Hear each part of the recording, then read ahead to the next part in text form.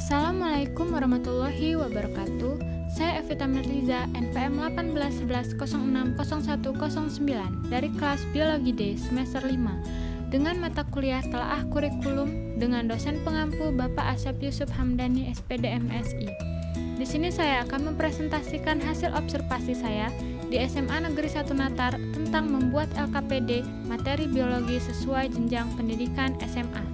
SMA Negeri 1 Natar berdiri di atas lahan seluas 23.000 meter persegi dan sekolah ini dibangun pada tahun 1985 dan selesai pada tahun 1986 dengan SK definitif sekolah berdasarkan Surat Keputusan Menteri Pendidikan dan Kebudayaan Republik Indonesia nomor 0887-0-1986 tanggal 22 Desember 1986 dengan nomor statistik 301120113053 dengan sertifikat hak pakai dan diresmikan pada tahun 1986 hingga tahun 2020 dan sudah mengalami pergantian kepala sekolah sebanyak 9 kali.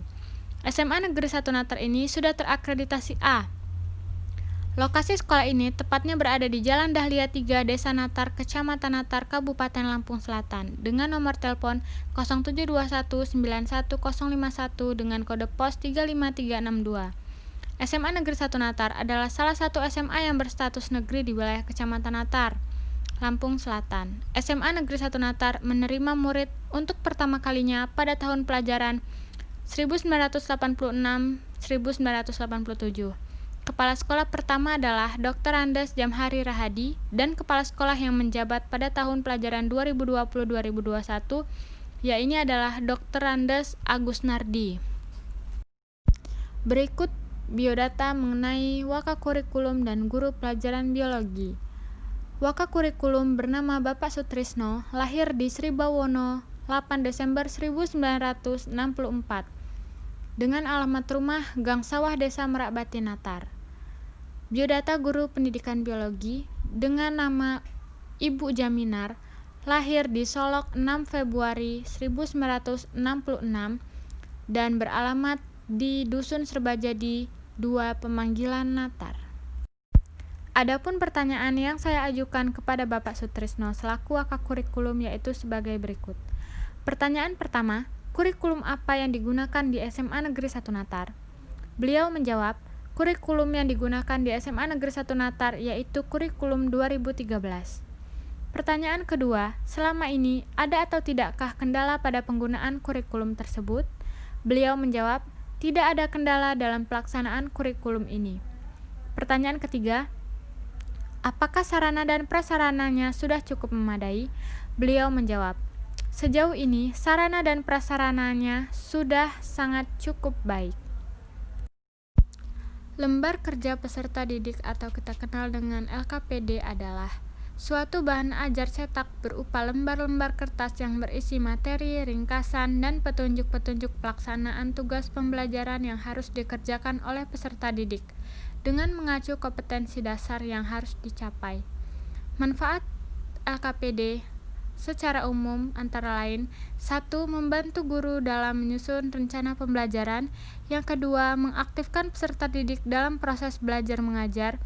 Ketiga, membantu peserta didik memperoleh catatan tentang materi yang akan dipelajari melalui kegiatan belajar mengajar.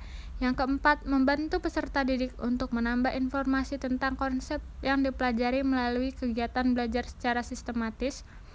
Yang kelima, melatih peserta didik untuk menemukan dan mengembangkan keterampilan proses. Yang keenam, mengaktifkan peserta didik di dalam mengembangkan konsep.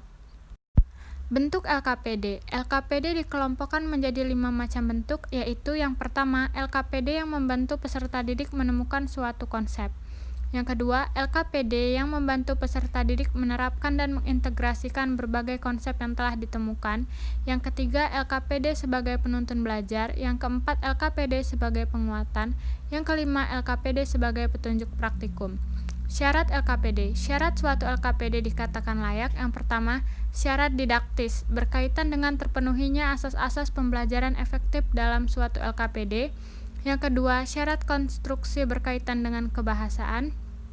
Yang ketiga, syarat teknis berkaitan dengan penulisan berdasarkan kaidah yang telah ditetapkan. Langkah-langkah penyusunan LKPD. Langkah-langkah penyusunan LKPD yaitu 1. Melakukan analisis kurikulum dari standar kompetensi, kompetensi dasar, indikator, dan materi pembelajaran, serta alokasi waktu. Kedua, menganalisis silabus yang memilih alternatif kegiatan belajar yang paling sesuai dengan hasil analisis standar kompetensi, kompetensi dasar, dan indikator. Yang ketiga, menganalisis RPP dan menentukan langkah-langkah kegiatan LKPD. Yang keempat, menyusun LKPD sesuai dengan kegiatan belajar.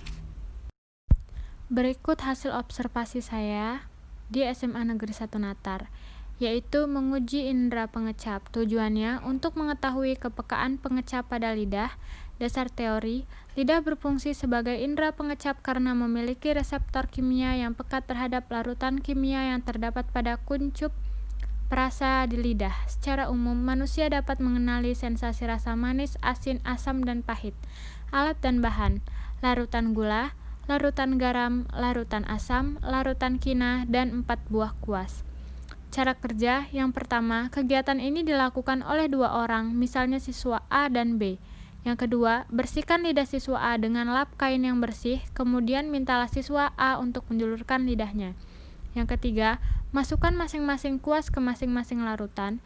Yang keempat, kuas dari larutan gula dioleskan di berbagai tempat di permukaan lidah dan tandailah bagian lidah mana yang merasakan manis.